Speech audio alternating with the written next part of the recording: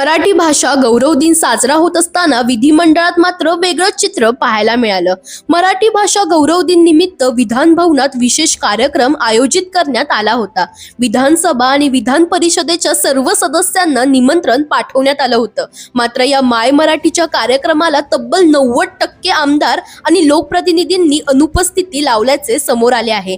विधिमंडळाबाहेर मराठी हिंदी वादावर ठाम भूमिका मांडणारे अनेक लोकप्रतिनिधी या कार्यक्रमाला गैरहजर राहिल्याने प्रश्नचिन्ह निर्माण झाला आहे. मराठी भाषेबाबतची बांधिलकी नेमकी कितपत आहे असा सवाल उपस्थित होत आहे.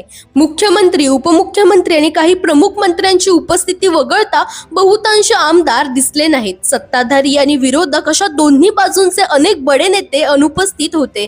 त्यामध्ये शिवसेना उद्धव बाळासाहेब ठाकरे पक्षासह इतर पक्षांच्या नेत्यांचाही समावेश असल्याची चर्चा आहे. या प्रसंगामुळे कविवर्य सुरेश भट यांच्या आपुल्या घरात हाल सोसते मराठी या ओळी आठवल्याशिवाय राहत नाहीत. पूर्वसूचना देऊनही आमदारांनी दांडी का मारली, ते कोणत्या कामात व्यस्त होते याची चर्चा सध्या विधान भवन परिसरात रंगली आहे. याचे पडसाद सुरू असलेल्या अर्थसंकल्पीय अधिवेशनात उमटणार का, याकडे आता लक्ष लागलंय. दरम्यान तुम्हालाही अशाच पॉलिटिक्स रिलेटेड अपडेट्स हव्या असतील तर इंडिया लीडरला फॉलो करायला विसरू नका.